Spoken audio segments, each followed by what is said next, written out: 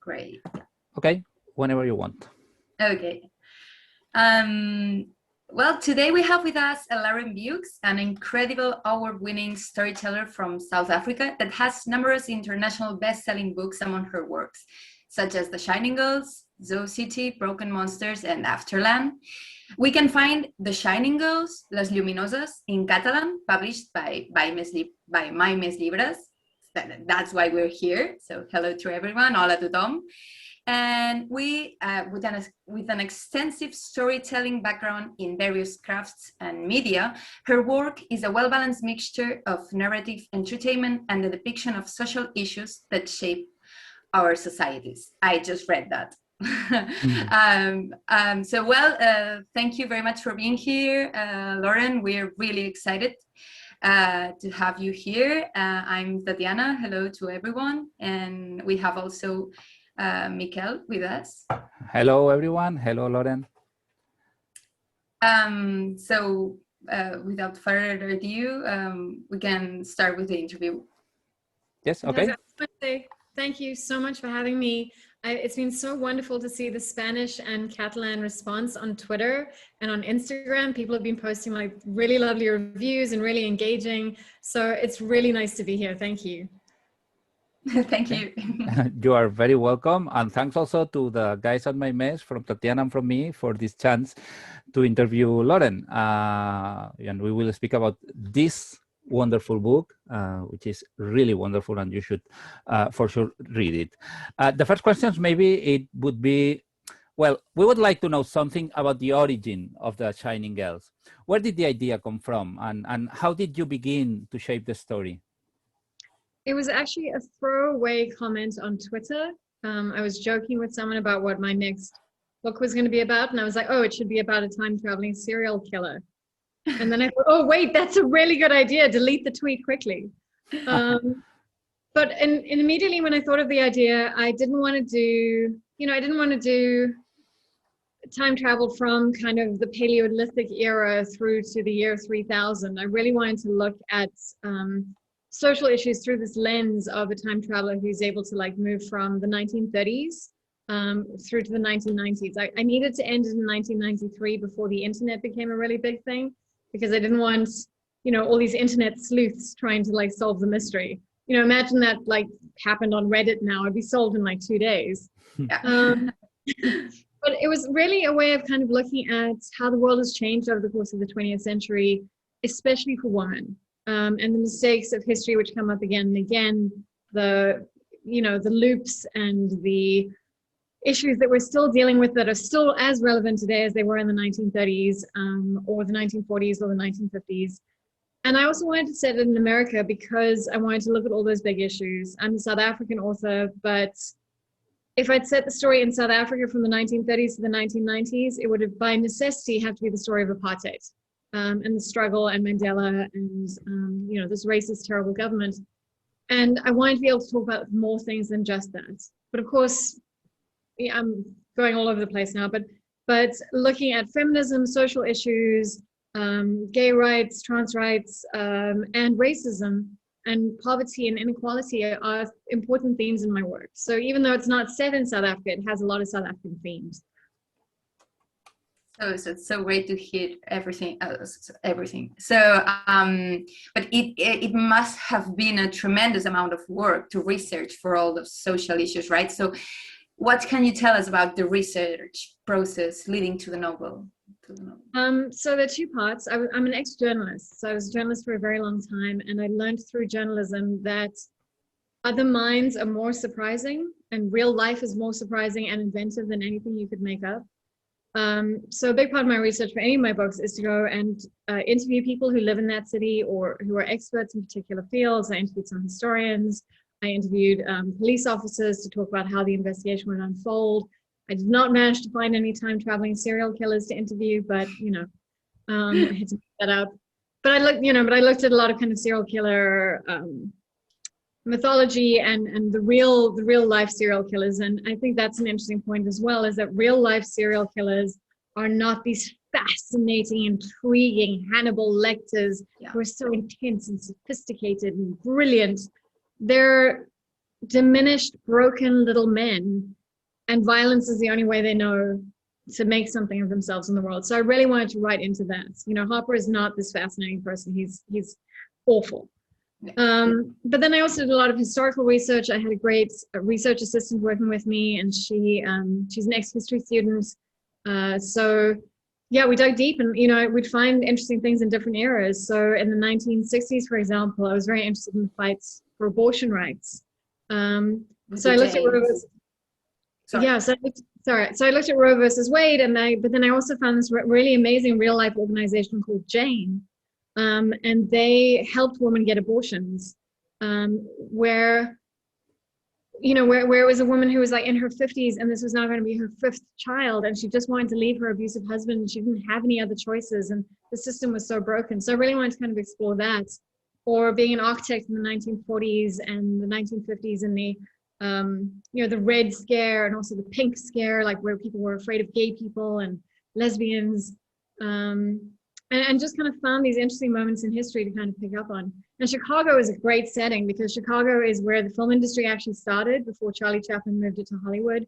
It's where nuclear fission happened for the first time at the University of Chicago. It's got all these incredible skyscrapers. It also ties in a lot to the social issues that I'm really interested in. They have a real history of redlining, which is where they would force black people into like really bad neighborhoods, or kind of divide the neighborhoods by putting a highway straight through the slums. And there was a lot of protest, there's a lot of corruption. So it felt a lot like writing about South Africa. It felt very familiar. Okay, thank you. You said that it was important for you to show women in different years in history, in recent history, and you put some examples such as abortion. We would like to know maybe, what does this novel teach us about the challenges faced by women along different periods in the 20th century specifically?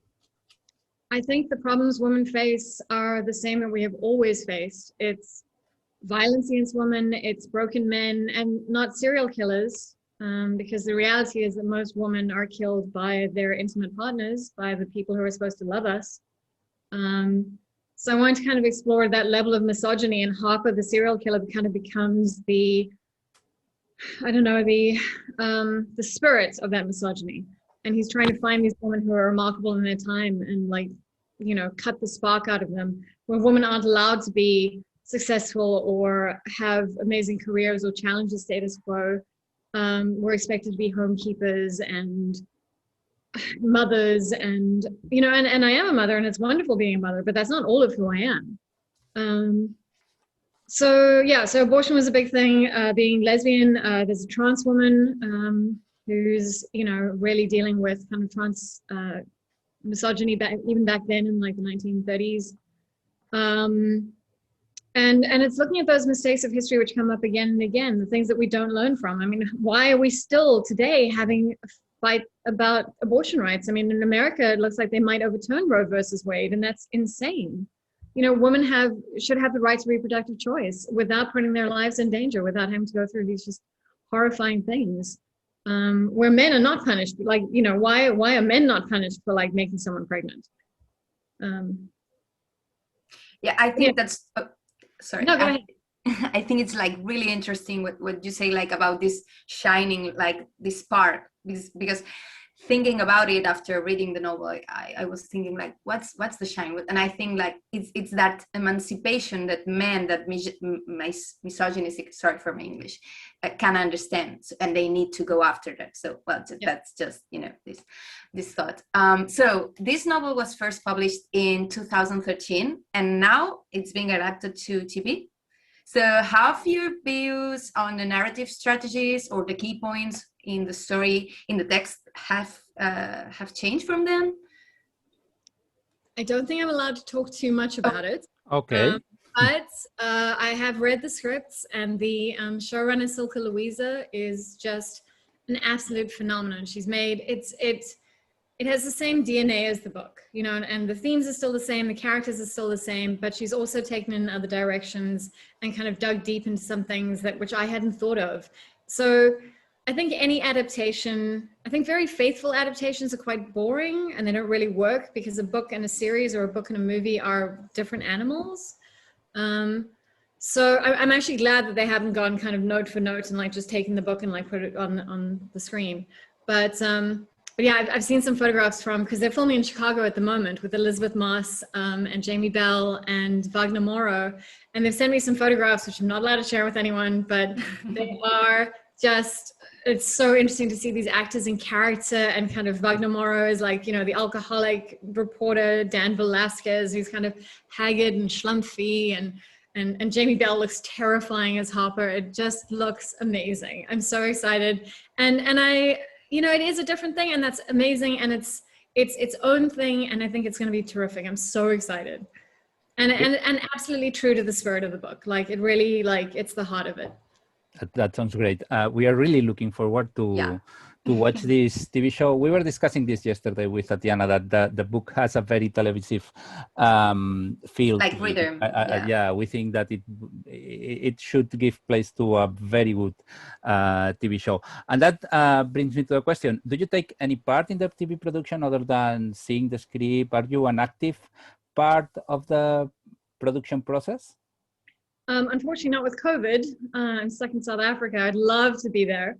I have been kind of a creative consultant. So, you know, I passed on a lot of my research and my notes, and I sat and like talked through with Silke Louisa a lot of kind of, you know, the time travel and kind of character motivations and how the house works. And that was really fun. But I wish I could be on set. I wish we were not living in a plague. Yeah, sure. That would be amazing.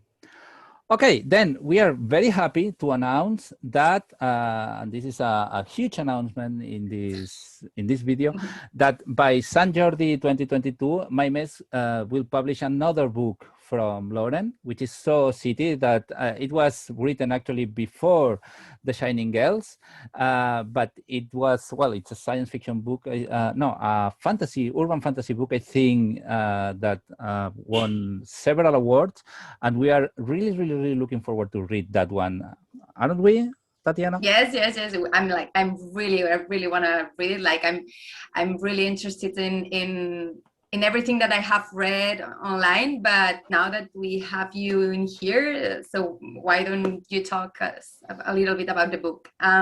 So what can you tell your Catalan readers about the story in Zoo City? What can they expect? Well, I just want to say that Zoo City is, it was my second novel, and I've now written 5 novels, and I'm about to finish my 6th. But Zoo City is my favorite. It might not be my best. I think Broken Monsters is my best, and The Shining Girls is, like, you know, very good as well. But I think that Zoo City it's just really close to my heart, because I was writing a love letter to Johannesburg, which is where I grew up. So it takes place in a magical Johannesburg, where a young woman has the magical ability to find lost things. And she does this because she has a sloth on her back. And in this world, if you committed a terrible crime, your sin kind of manifests as a magical animal, and it's a gift and it's a curse. And some people have hardcore animals. You know, there's someone who has a bear, but a lot of people you don't get to choose what your animal is. So you might get a sloth, you might get a butterfly, you might get, you know, a meerkat. And of course, this means that there's a lot of discrimination, because if you see someone walking down the road with a hyena, you're like, okay, I know you're like a murderer, and I'm not going to give you a job. I'm not going to rent you an apartment. So it becomes kind of a parable for apartheid again, and a parable for discrimination, and especially how we talk about crime and criminals and writing people off if they've committed a crime. But Zinzi she gets caught up in this mystery where she doesn't do missing people. She hates doing that, but she gets approached by a producer who's like, listen, I've got these 2 twins. They're like a pop sensation, and the girl has gone missing, and I need you to find her. And she's desperate for cash. She's trying to pay off her drug debts. She's also doing email scams on the side, you know, so she hasn't found her redemption yet. She's still like dodgy and still involved in like criminal enterprises. And she hopes that taking on this case might actually help get her out of this. But of course, it's much more complicated than she anticipated. And I was really inspired by noir. I was, you know, Raymond Chandler, but also Raymond Carver. And really trying, and people like Megan Abbott, I think, who are more contemporary, and Sarah Gran, and just really trying to like lean into that noir narrative. But Zinzi's not just kind of the troubled detective with all the problems. She's also the troublesome dame. So she's kind of both those characters wrapped into one. And it was really fun to write. And it's this love letter to Johannesburg. Like that is the city of my heart. Okay, that sounds really, really interesting. Our viewers can see the novel right behind you there. And we are really, really looking forward to read this one. I think that your novels are always explicit in how they deal with imagination, with the fantastic, with some fantastic elements in them. But your approach to fantasy, science fiction, imagination varies hugely from book to book. They relate with the fantastic genres in really diverse ways. How do you introduce this more speculative or imaginative aspect in the creative process in your works? Is it always there from the beginning? I think it is always there. It's very much intuitive. I think it's because I grew up reading a lot of fantasy and science fiction and comics. And I just know that is the way the world works. But I think part of the reason I'm hopefully able to pull it off in my work is because I ground it in reality, because I do this intense research, because I'm trying to find the texture of a city or a job or what people do. And I do a lot of interviews and I bring like all that depth of reality to kind of anchor the fantastical elements. But yes, they vary massively from book to book, and all my books are different, and all of them are apparently in different genres. I think booksellers probably hate me because they don't know where to shelve me. Well, I don't think that's a bad thing at all. I mean, that's great. You can explore. I think I would get bored, if I was to write, if I was just to write like a series of like the same detective investigating the same kind of crimes. Yeah. I'd start bringing magic in pretty fast. That's great. So you just told us that Zoo City is like this love letter to Johannesburg, right? So how did your upbringing in South Africa shape your writing and the topics you explore? Do you think that the choice of a specific geographic or historical setting constrains the kind of story you can explain? Like, for example, you were saying before that if you located the Shining Girls in South Africa, you should have to address apartheid. So exactly.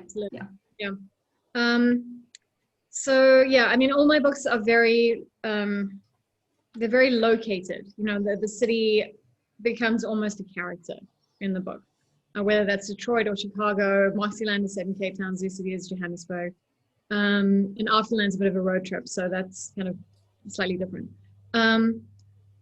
But growing up in South Africa, I grew up in the 80s and the 90s, and that meant that I grew up under the height of apartheid, where there was a lot of violence, there was a lot of kind of protest, and we lived under this terrible racist regime. And I'm lucky that my parents, they weren't activists, they weren't fighting in the struggle, but they were very much involved with their local church. I'm not religious anymore, but at the time they were, and they helped start Habitat for Humanity in South Africa, and there was a lot of outreach. And I've got a Black brother, and that really shaped my thinking and who I am, but also my writing, because I'm very aware of social issues. I'm very aware of systems of privilege, and I grew up the most privileged of all. I was a white South African, and we were upper middle class. I mean, it's just ridiculous.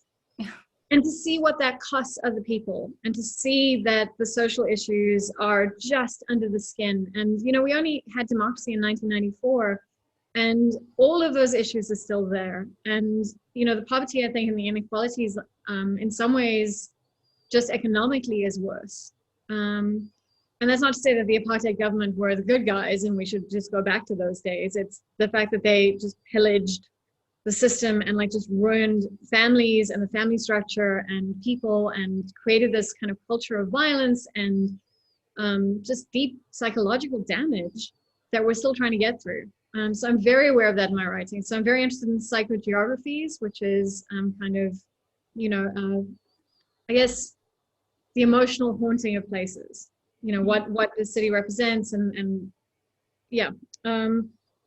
But also these issues that come to the fore, and I'm interested in the fracture points. And I think that's where, I think a lot of my novels could be characterized as crime novels. or noir. And I think what crime and noir does so very well is it finds those fracture points of society. And you're able to play with the very wealthy aspects of society, but also like the desperately poor, and to kind of bring in everything together. And that's what really excites me about being able to kind of write in this world and write in these worlds. Thank you. That's really, really, really interesting. Yes, also, Lauren, you have a background as a journalist, and probably that has shaped how you approach these social issues. But the truth is that you have a very diverse background. You have also worked in the film industry. I'm not sure if you have worked also in some things with concerning video games. How do you think your background affects your approach to literature as a narrator, as a writer? So I've worked in animation. I haven't really worked in video games. I worked on one project back in the day, but I used to review video games. That was my first job, I was a video game reviewer. Slightly video games related. Yeah, totally, absolutely. But yeah, as a journalist, I think, when you're interviewing people, they constantly surprise you, and you're always looking for what they call the pull quote, which is kind of, if you're writing for magazines, it's the quote in bold, which kind of sums up something about the story or tells you something about the person. It's this kind of revelatory moment. And you're always listening out for that. And also you have to sit down and you interview people, and then you have to spend 2 hours transcribing the interview, like our poor translator is going to have to do here.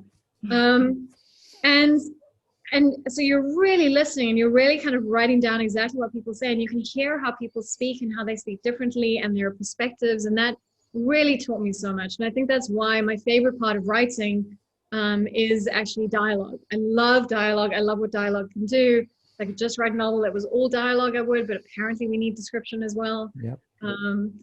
And yeah, so that taught me a lot. Also working in kids animation, which I think is why my novels are quite filmic, because I am thinking in terms of scenes. I'm thinking also not wasting any time, because if you work in animation, it was kids animation, you've got 24 minutes to tell a whole story, and someone has to sit and draw it. And we're working in the same studio, so you see them suffering and having to draw this, and you don't have time to mess around with the scene. You have to either drive the plot forward or reveal something about character, get to the next scene as quickly as possible. And I think that really kind of ties into my writing as well. So I have learned a lot from that, and that's been really, a great grounding. I would recommend it. Okay.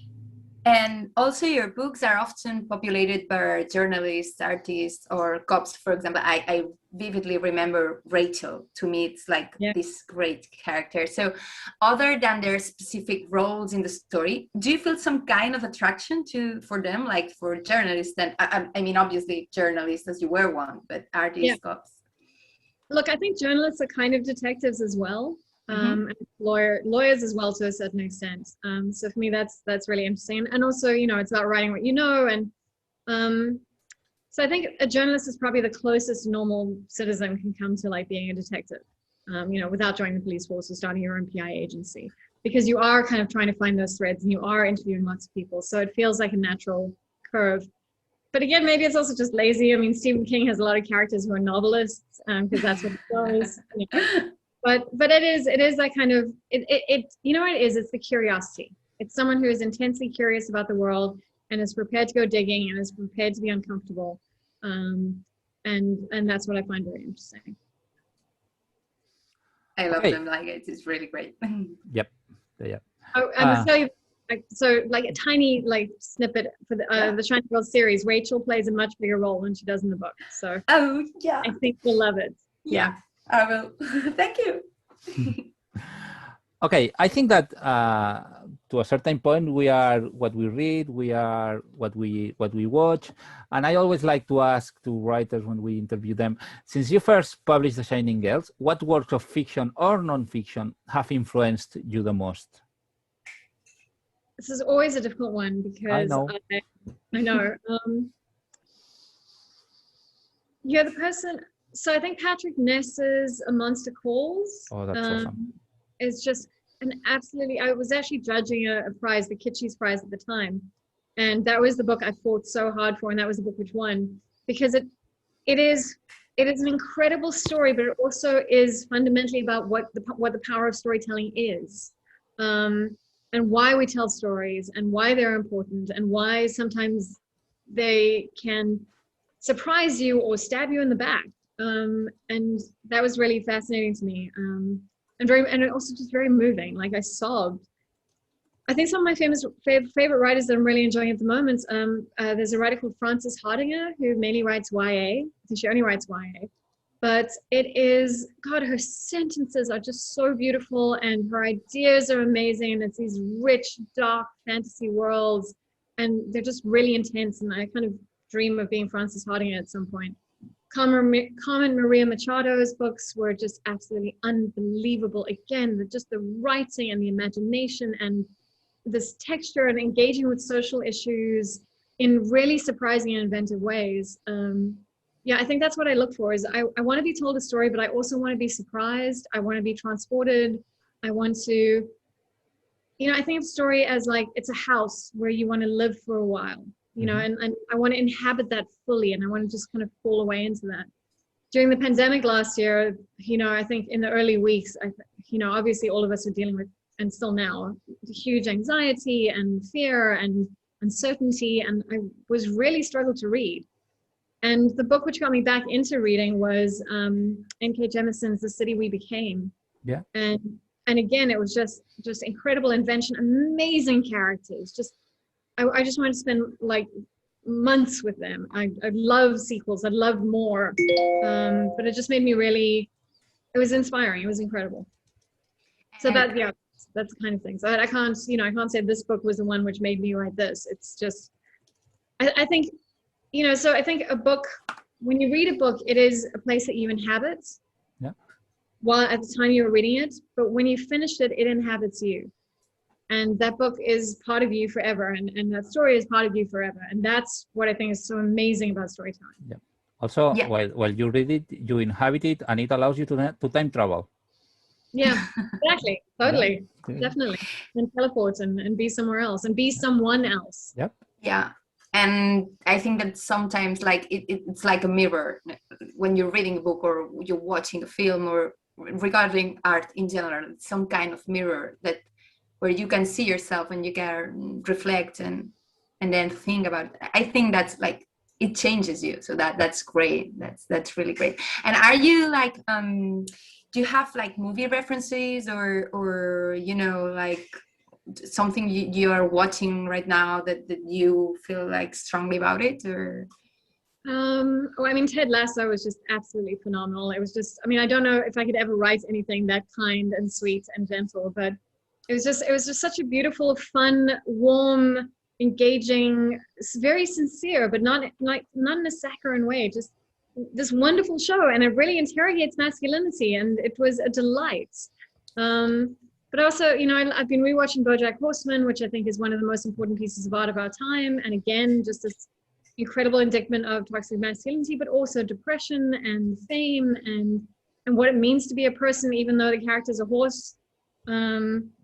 So yeah, I look for things which kind of move me and transport me and yeah. What else? Oh, and I'm so excited for the new What We Do in the Shadows. Yeah. I'm so excited. Yeah, absolutely. I watched it with my kid who's 12. It wasn't, entirely appropriate. There were questions afterwards. No, but my older daughter has 12 as well, and I would watch it with her. Yeah, totally. I would skip the orgy. We did skip the orgy episode, but apart from that, yeah. And kind of a mandatory question, but I'm not sure if you're gonna like it, but what are you working on right now and your future plans? If you don't want to enter into details, but I'm really excited to know, like, are you working on a book or are you doing other kinds of fiction or journalism or documentary? Like, I'm really excited to know. So I am in the final throes of my new novel. It's called Bridge, and it's about a young woman whose mother has died from brain cancer. But as she's clearing out her effects, she finds something with her best friend Dom that suggests that maybe her mother had access to other worlds, and maybe she wasn't crazy, and maybe it wasn't the tumor making her say these crazy things. So, and then I'm working on adapting Afterland as a TV show. with a really cool actress who I'm not allowed to talk about. And then I've been pitching a TV show, a horror TV show, an original horror TV show based on a short story that I wrote with my friends Sam Beck-Bessinger and Dale Halverson. And that's also really exciting. So that's basically the next year booked up. That's what I'm going to be doing. Right. There are lots of things there. Yeah, that's great. Yeah, but really fun. I'm so excited, and it's also really nice to be working on TV projects, because writing a novel, I find it very difficult. I find it very lonely. When you get into flow, it's fine, but it's this kind of lonely agony of like trying to pull this thing out of your head and make it work and make these characters work. And I know it looks effortless at the end, but it's like synchronized swimming. There's so much paddling happening underneath. But TV, you get to work with other people and you riff off their brains. And again, I love other minds. And we just, it's such a great team. I'm so excited to work with them. They're absolutely brilliant. The way they think differently, and then the way we also work together is great. So after the loneliness of this novel, I'm really looking forward to like some fun collaborative stuff. Oh, that's going to be great. Like, I'm yeah, sure, absolutely. Sure. Yeah.